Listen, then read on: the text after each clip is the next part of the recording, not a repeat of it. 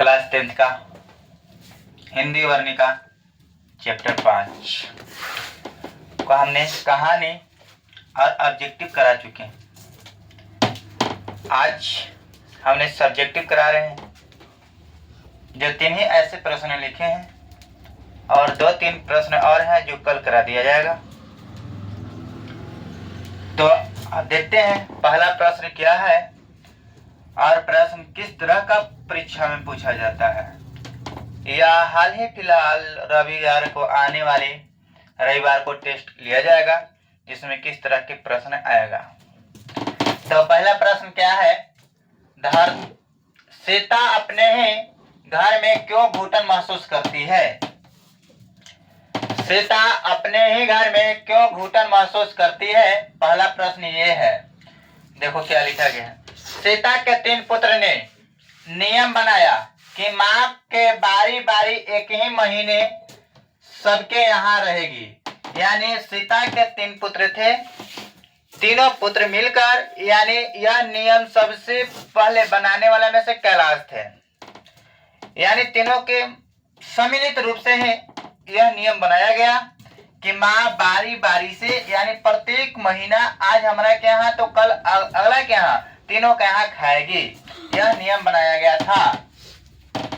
खाना के लिए इसे इधर उधर प्रत्येक महीना करना पड़ता है और उस पर भी झगड़ा, शांति नहीं। बेटे माँ को बोझ समझने लगे थे।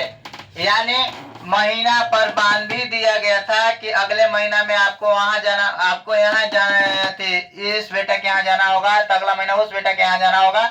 इस तरह का नियम बनाया गया। फिर भी उसमें भी माँ को शांति नहीं थे, बेटा को भी शांति नहीं था। बेटा समझने लगी माँ को अपने आप से बोझ, क्या है बुढ़िया बोझ बनकर बैठी हुई है घर में, है ना, कलह एकदम ला के रख दी है घर में, बोझ लगने लगे थे। माँ को यह एहसास हो गया, इसलिए सीता को अपने घर में घुटन महसूस हो रही थी। माँ को यह बात को एहसास हो गया, इसीलिए सीता को घर में घुटन महसूस हो रही थी। कि बतलाओ ना, जिस घर के सर्वस्वी मालिक, फिर भी हमें आज भटकना पड़ रहा है, इस घर से उस घर, उस घर से उस घर, उसमें भी लोगों के शांति नहीं है, उसमें भी लोगों की शांति नहीं है। ऐसे नियमों से या ऐसे घर से हमें घर छोड़कर चल ही जाना ठीक रहेगा। तो ऐसे बात सोच कर मन में और सीता ने घर एक दिन छोड़ने की निर्णय ले लेती है। दूसरा प्रश्न क्या है, पाले बदलने पर अपनी दादी माँ खाने को लेकर बच्चे खुश होते हैं, जबकि उनके माता पिता ना खुश। बच्चे की खुशी और माता पिता की ना खुशी के कारणों का विचार करें। बच्चे तो नादान होते ही हैं, बच्चे के क्या पता कि किधर जाना है किधर नहीं जाना है। बच्चे लोग खुश रहते हैं कि आज दादी हमारे के यहाँ खाएगी, आज दादी हमारे के यहाँ खाएगी। इस तरह के बच्चे में उल्लास और उमंग रहता है कि आज दादी माँ हमारे यहाँ आएगी। तो दादी से सब लोगों का प्यार होता है, इसीलिए बच्चे लोगों ने उससे ज्यादा प्यार करते हैं, दादी माँ से ज्यादा लगाव रखते हैं, क्योंकि दादी माँ कभी मारते नहीं है। तो आंसर है कि बच्चे नादान होते हैं, बच्चे नादान होते हैं। बच्चों को जो प्यार करता है, बच्चों के लिए प्यारी वही होता है। बच्चों को जो प्यार करता है, बच्चों के लिए वही प्यारी होती है। जैसे दादी माँ क्या चीज बच्चों को अधिक प्यार करते हैं, इसीलिए दादी क्या होते हैं, बच्चों को प्यारी सी लगती है। दादी माँ बच्चों को ख्याल करते, साथ साथ खाना खिलाते, खाते भी कुछ सिखाते, अतः बच्चों को खुशी होती।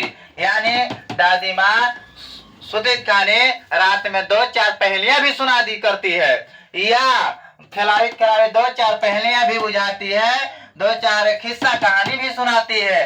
ये सब बातों को सुनकर बच्चे लोगों का अधिक प्यार होता है दादी से, अतः बच्चों को खुशी होती है। बच्चों के माता पिता को माँ को बोझ महसूस होता है, लेकिन वही घर में बच्चों को दादी ठीक लगती है, वही घर में बच्चों के माता पिता अपने ही माता पिता को क्या चाहिए, बोझ लगती है। वे सोचते हैं कि माँ को समय पर खाना देना पड़ता है, बुढ़ापा होने के कारण उनके स्वास्थ्य पर ध्यान रखना पड़ेगा। वो लोग सोचते हैं कि माँ तो बूढ़ी हो गई है, इनके साथ खाना तो खिलाना बहुत बड़ी बात है, साथ ही साथ बीमार पड़ गई, उसे भी लेकर चलना होगा, ढोना होगा। इस तरह की बात सोच सोचकर पुतोहू और बेटा को बहुत तंग आ गए थे।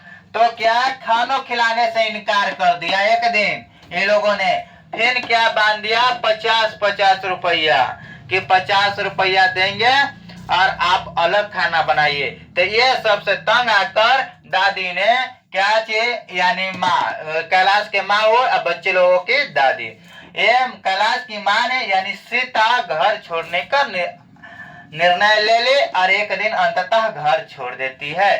कि जिस घर में हमें 50 रुपया दिया जाता है, इसका मतलब यह कि हम उसके यहाँ काम कर रहे हैं, खा रहे हैं, बच्चों को खिला रहे हैं और बर्तन मांज रहे हैं, उसके बदले में हमें 50 रुपया दिया जा रहा है। तो ऐसे कामों के लिए तो हम तो दूसरों के यहाँ जाकर काम करके अपना जीवन यापन कर सकते हैं। तो घर और बाहर में क्या अंतर है, तो हमने क्यों नहीं बाहर में ही कमा खा लेंगे। घर में रहने से अच्छा है कि बाहर में शांति और सुख समृद्धि से रहेंगे। ऐसे किसने सोची, दादी ने। ऐसे किसने सोचे, यानी सीता, दादी कहे तो सीता ने। चलो अगला क्वेश्चन यह है कि इस समय उसकी आंखों के आगे न तो अंधेरा था और न ही उसे धरती और आकाश के बीच घुटन। सब प्रसंग व्याख्या करे।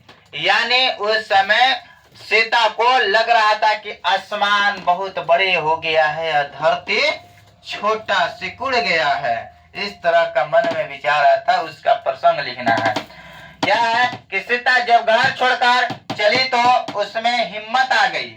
सीता जब अपने ही घर छोड़कर चले तो उसमें यह हिम्मत आ गया कि वह सोचने लगे कि कहीं भी काम कर कर 2 वक्त की रोटी प्रेम पूर्वक खा सकते हैं। ये सबसे तो बढ़िया है कि बाहर में हमने कोई चिंता फिक्र नहीं, शाम को कमाएंगे शाम को ही खाएंगे, सुबह कमाएंगे सुबह खाएंगे, ये सबसे तो दूर तो रहेंगे कलह कलेश से। ये बात सोचकर बहुत वह खुश थे। संसार इतना बड़ा है कि काम मिल जाएगा, यह सोच आगे का भविष्य साफ देखने लगा। संसार इतना बड़ा हो गया है कि यह सोचकर, यह संसार इतना बड़ा है कि यह बात को सोचकर सीता ने घर से निकल गए कि संसार में कहीं ना कहीं हमें तो काम मिल ही जाएगा और 2 वक्त की रोटी भी मिल जाएगा, अपना जीवन यापन कर लेंगे। मोह माया खत्म हो गया, घर के घुटन से आजाद हो गई। यह सब मोह माया सब खत्म हो गया और घर के घुटन से वह आजाद हो गई। जिस घर में वह घुटन महसूस कर रही थी उससे उस दिन से खत्म हो गया और अपना जीवन प्रेम पूर्वक जीने लगी, सुखी समृद्धि से जीने लगी। इससे ही कहते हैं कि अगर घर में बूढ़ी, मान लेते हैं कि ये सब ऐसे इनके तीनों बेटा ने इस तरह के व्यवहार किया अपने माँ से, अगर उसी घर में अगर माँ ना होती तो वो लोग आज घर में होते नहीं होते। ये प्रकृति का देन है। तो ऐसे चीजें के लिए अगर मान लेते, आज भले ही तीनों का खिलाने में डर लग रहा था या कलेश बोझ लग रहा था, लेकिन घर जहाँ माँ छोड़कर चली गई होगी उस दिन उन लोगों का पता होगा कि माँ आज होती हमारे घर में तो हम लोगों का कुछ राय और सलाह देती है ना। तो लोगों ने इस तरह का विचार व्यवहार अपने ही घर के मुखिया से ना करे।